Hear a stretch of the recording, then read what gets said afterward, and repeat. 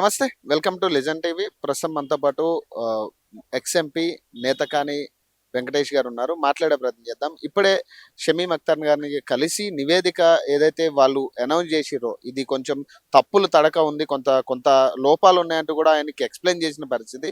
ఒకసారి మాట్లాడే ప్రయత్నం చేద్దాం. అన్న, ప్రధానంగా మనం మాట్లాడుకున్నట్టుగా ఏదైతే సర్వే కావచ్చు, ఇటీవల రిలీజ్ చేసిన నివేదికలు కావచ్చు, ఇవన్నీ కూడా కొంత తప్పులు ఉన్నాయంటూగా మనం ప్రెస్ మీట్‌లో మాట్లాడాం. మరి ఈరోజు మీరు నివేదిక ఏదైతే మీరు చెప్తా ఉన్నారో ఇది సబ్మిట్ చేసిర్రు కదా! మరి ఏం చెప్తా ఉన్నారు ఆయన? అంటే ఈరోజు వర్గీకరణ అంశంలో తప్పులున్నాయనేటటువంటి కొన్ని లోపాలు ఉన్నాయనేటటువంటి అంశాన్ని గౌరవ ఏకసభ్య కమిషన్ చైర్మన్ షమీమ్ అఖ్తర్ గారు నోటీస్కి తీసుకురావడం జరిగింది. ఏదైతే ప్రభుత్వం ఆమోదించినటువంటి నివేదికలో గ్రూప్ 1, గ్రూప్ 2, గ్రూప్ 3 అని 3 భాగాలుగా విభజించి గ్రూప్ 1లో 171,000కు 1% రిజర్వేషన్ కేటాయించి ఈ గ్రూప్ 1లో 15 కులాలను చేర్చడం జరిగింది. అదేవిధంగా గ్రూప్ 2లో 32 లక్షల పైచిలుకు జనాభాతో 18 కులాలను కేటాయించి 9% రిజర్వేషన్ కేటాయించడం జరిగింది. గ్రూప్ 3లో 26 కులాలకు 5% రిజర్వేషన్ని కేటాయించడం జరిగింది. అంటే ఏదైతే ప్రభుత్వం ఆమోదించినటువంటి నివేదికను ఒకసారి విశ్లేషిస్తే మొదటి గ్రూప్లో సామాజికంగా, ఆర్థికంగా, విద్యాపరంగా, ఉద్యోగపరంగా, రాజకీయంగా బలహీన వర్గాలను గ్రూప్ 1లో చేర్చడం జరిగింది. గ్రూప్ 2లో మధ్యస్థంగా ఉన్నటువంటి కులాలను చేర్చడం జరిగింది. గ్రూప్ 3లో మెరుగైన ప్రయోజనాలు పొంది అభివృద్ధి చెందినటువంటి కులాలను పేర్కోవడం జరిగింది. అయితే ఏదైతే ఈ గ్రూప్ 1, గ్రూప్ 2, గ్రూప్ 3కి జనాభా ప్రాతిపాదికన కేటాయించినటువంటి రిజర్వేషన్లో తప్పులున్నాయి, లోపాలున్నాయి అనేటటువంటి అంశాన్ని మొదటగా షమీమ్ అఖ్తర్ గారికి వివరించడం జరిగింది. ఏ రకంగానంటే గ్రూప్ 1లో 1% రిజర్వేషన్కు 171,625 జనాభాని తీసుకోవడం జరిగింది. గ్రూప్ 3లో 1% రిజర్వేషన్కు 3,54,336 జనాభాని తీసుకోవడం జరిగింది. కానీ గ్రూప్ 2లో మధ్యస్థంగా తీసుకోవాల్సినటువంటి సందర్భం, మధ్యస్థంగా తీసుకోవడానికి బదులు గ్రూప్ 2లో 1% రిజర్వేషన్కు 3,54,336 తీసుకోవడం జరిగింది. కానీ శాస్త్రీయంగా హేతుబద్ధంగా తీసుకోవాల్సినటువంటిది గ్రూప్ 2లో మధ్యస్థంగా ఉంది కాబట్టి గ్రూప్ 1కి, గ్రూప్ 3కి సగటున 1% రిజర్వేషన్కి 2,62,980 తీసుకోవాలని చెప్పి షమీమ్ అఖ్తర్ గారి కమిషన్కు మేము నివేదికను విజ్ఞప్తి చేయడం జరిగింది. రెండవ అంశం, ఏదైతే గ్రూప్ 1లో బలహీన వర్గాలని చెప్పేసి పేర్కొంటూ 1% రిజర్వేషన్ ఇచ్చామో దీంట్లో గతంలో గ్రూప్ సిలో ఉండి విద్యాపరంగా, ఉద్యోగపరంగా, ఆర్థికంగా, రాజకీయ పరంగా అభివృద్ధి చెందినటువంటి మెరుగైన ప్రయోజనాలు పొందినటువంటి పంబాల, మన్నే కులాలను తీసుకొచ్చి గ్రూప్ 1లో వేయడం జరిగింది. కాబట్టి ఈ అభివృద్ధి చెందినటువంటి 2 కులాలను తిరిగి గ్రూప్ 1లో నుండి గ్రూప్ 3లోకి తీసుకెళ్లాలని చెప్పేసి మేము విజ్ఞప్తి చేయడం జరిగింది. అదేవిధంగా కానీ రియాక్షన్ ఎలా ఉండబోతుంది? అంటే షమీమ్ అఖ్తర్ గారి రియాక్షన్ ఎలా ఉంది? ఆయన ఏం చెప్పదలుచుకున్నారు? ఇది ఏకీభవిస్తా ఉన్నారా, లేదంటే ఏంటి ఆయన చెప్పిన సమాధానం? అంటే ఈరోజు వర్గీకరణ ప్రభుత్వం ఆమోదించేటటువంటి నివేదికలో లోపాలున్నాయి అని చెప్పేసి మేము స్పష్టంగా గౌరవ ముఖ్యమంత్రి గారికి వివరించడం జరిగింది. అదేవిధంగా మంత్రివర్గ ఉపసంఘం అధ్యక్షులు ఉత్తమ్ కుమార్ రెడ్డి గారికి వివరించడం జరిగింది. అంటే ఈ నివేదికలో లోపాలున్నాయి అనేటటువంటి అంశం గౌరవ ముఖ్యమంత్రి గారికి, గౌరవ మంత్రివర్గ ఉపసంఘం చైర్మన్ ఉత్తమ్ కుమార్ రెడ్డి గారికి అర్థమైంది కాబట్టే ఈ షమీమ్ అఖ్తర్ గారి ఏకసభ్య కమిషన్ కాలపరిమితి అయినప్పటికీ ప్రత్యేకంగా మళ్ళీ ఈ అన్యాయం జరిగినటువంటి వర్గాల యొక్క వాదనను, విజ్ఞప్తిని పునఃపరిశీలించాలని చెప్పి షమీమ్ అఖ్తర్ గారి కమిషన్ని ఒక నెల రోజులకు పొడిగించడం జరిగింది. కాబట్టి జస్టిస్ షమీమ్ అఖ్తర్ గారు కూడా మా విజ్ఞప్తులను ఓపికతో విని పరిశీలిస్తాము, ఎంక్వైరీ చేస్తామని చెప్పడం జరిగింది.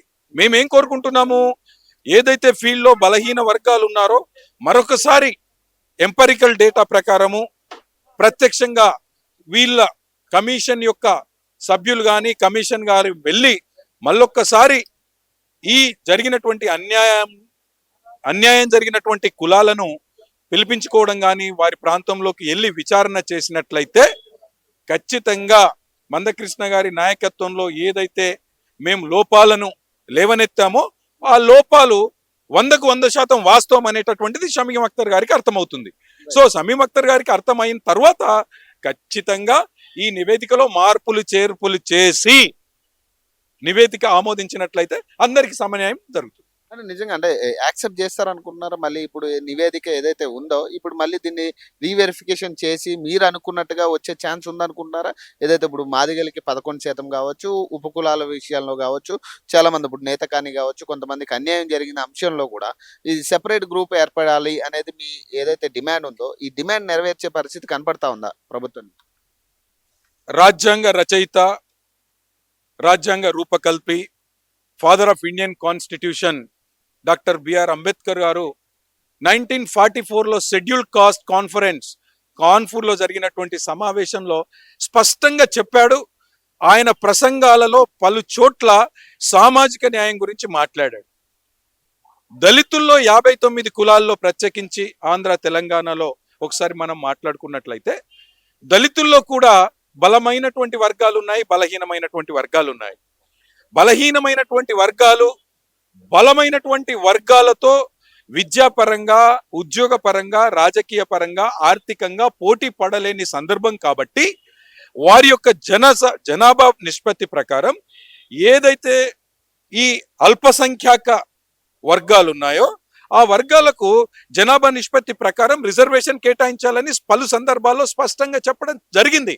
కాబట్టి అది కాంగ్రెస్ ప్రభుత్వమా, టిఆర్ఎస్ ప్రభుత్వమా, బీజేపీ ప్రభుత్వమా అనేటటువంటిది పక్కకు పెడితే డాక్టర్ బిఆర్ అంబేద్కర్ చెప్పినటువంటి సామాజిక న్యాయంలో భాగంగా 59 కులాలలో ఏ కులానికి అన్యాయం జరగకూడదు, ఏ కులానికి మేలు జరగకూడదు. అంటే ఏ కులానికి ఎంత జనాభా ఉందో ఆ జనాభా నిష్పత్తి ప్రకారం రిజర్వేషన్ ఇచ్చినట్లయితే సమస్య పరిష్కరించబడుతుంది.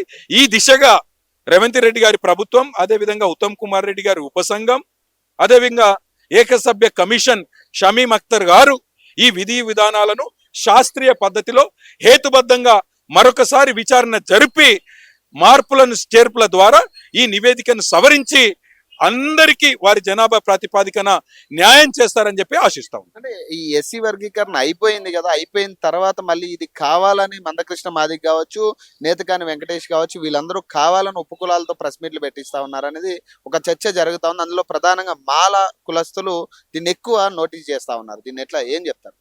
ఈరోజు మేము ఇష్టం వచ్చినట్టు చేస్తాం, మేము ప్రభుత్వంలో ఉన్నాము, మేము ఢిల్లీ వరకు ప్రభావితం చేస్తాము, కాబట్టి మా ఇష్టం వచ్చినట్టు చేసినటువంటి నివేదికను మీరు ఆమోదించండి అంటే సుప్రీంకోర్టే దీన్ని ఒప్పుకోదు. ఎందుకు ఒప్పుకోదంటే సుప్రీంకోర్టు ఇచ్చినటువంటి మార్గనిర్దేశకాల ప్రకారం ఏదైతే జడ్జిమెంట్ వచ్చిందో ఈ జడ్జిమెంట్లో సుప్రీంకోర్టు కొన్ని ప్రతిపాదనలను సూచించింది ప్రభుత్వానికి. ఈ ప్రతిపాదనల ప్రకారమే ప్రభుత్వం వర్గీకరణ చేయాలి, నంబర్ 1. నంబర్ 2, వర్గీకరణ జరిగేటటువంటి సందర్భంలో ఈ ప్రతిపాదనలను పరిగణలోకి తీసుకొని వర్గీకరణ చేసినట్లయితే ఈ 59 కులాలలో ఉన్నటువంటి బలహీనమైనటువంటి కులాలకు కూడా న్యాయం జరుగుతుంది.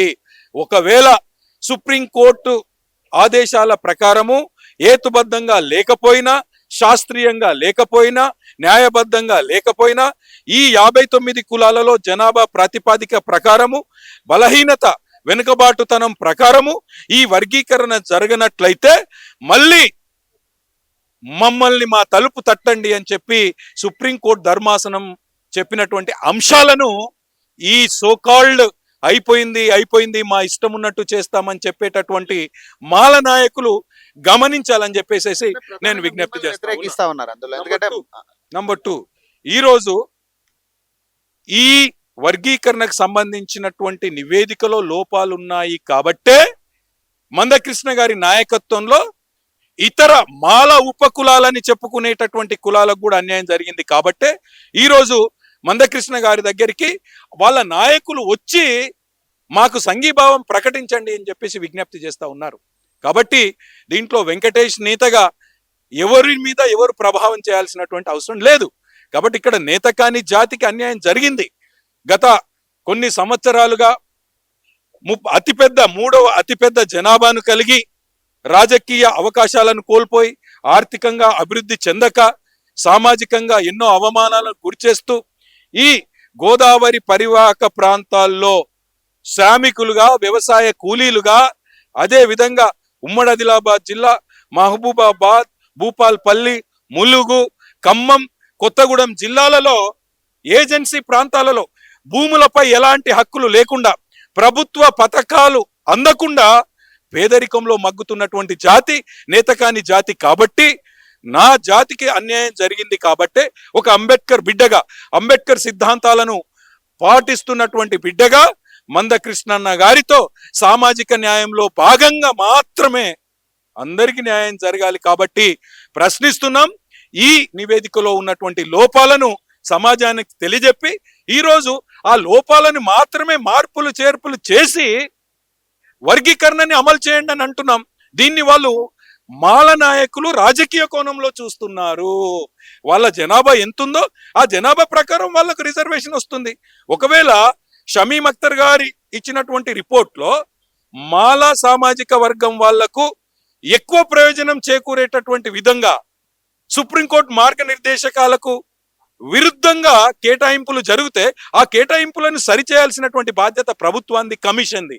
కాబట్టి న్యాయబద్ధంగా, ధర్మబద్ధంగా, హేతుబద్ధంగా ఈ వర్గీకరణ జరగాలని కోరుకుంటున్నాము తప్ప వర్గీకరణని పూర్తిగా మేము ఆపమ్మని మేము అనట్లేదు. కాబట్టి వర్గీకరణను అమలు పరచాలి.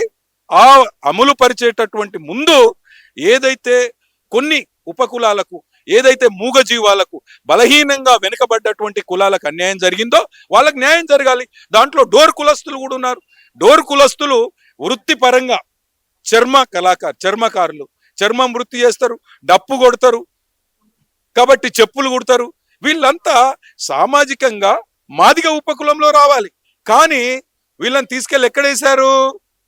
గ్రూప్ 3లో వేశారు. అత్యంత మెరుగైన ప్రయోజనాలు పొందినటువంటి, మరి ఏ రకంగా ఇది న్యాయం? కాబట్టి రేపు డోర్ల తరపున కూడా నేను ప్రశ్నిస్తూ ఉన్నాను. ఒక నేతకాని కులంలోనే కాదు, ఈ 59 కులాలలో ఏ కులం యొక్క హక్కులను ఇంకో కులం దోసుకోకూడదు. ఈ 89 కులాలలో బలహీనమైనటువంటి వర్గాలకు సంబంధించినటువంటి వ్యక్తుల, జాతుల ప్రయోజనాలను బలమైనటువంటి కులాలు దోసుకోకూడదనే కదా నేను మాట్లాడేది. వెంకటేష్ నేత ఒక వెంకటేష్ నేత రాజకీయ నాయకుడిగా ఈ అంశంలో రాలేదు. ఒక సామాజిక ఉద్యమకారుడిగా, ఒక సుప్రీంకోర్టు న్యాయవాదిగా, ఒక మాజీ పార్లమెంటేరియన్గా, ఒక నేతకాని బిడ్డగా, వీటన్నింటికి తోడు అంబేద్కర్ ఐడియాలజీని పునికి పుచ్చుకున్నటువంటి వ్యక్తిగా సామాజిక న్యాయం అందరికీ సమానంగా జరగాలనేటటువంటి సంకల్పంతో వచ్చాను తప్ప దీంట్లో ఎలాంటి రాజకీయం లేదు. రాజకీయం అనేటటువంటి ఎవరైతే రాజకీయ కోణంలో మాట్లాడుతున్నారో ఆ నాయకులు ఒకటే విజ్ఞప్తి చేస్తా ఉన్నాను, మీకు దమ్ము, ధైర్యము, పరిజ్ఞానం ఉంటే, ఈ నివేదికలో లోపాలు లేవు అని మీరు భావిస్తే మీడియా ముందుకు రండి, మేధావుల ముందుకు రండి, 1-to-1 డిబేట్ చేద్దాం, డిస్కషన్ చేద్దాం. మీరు తప్ప, నేను తప్ప, నేను రైటా, మీరు రైటా సమాజమే గుర్తిస్తుంది. కాబట్టి వాళ్ళకు వచ్చేటటువంటి దమ్ము లేదని నేను భావిస్తా ఉన్నాను. Thank you.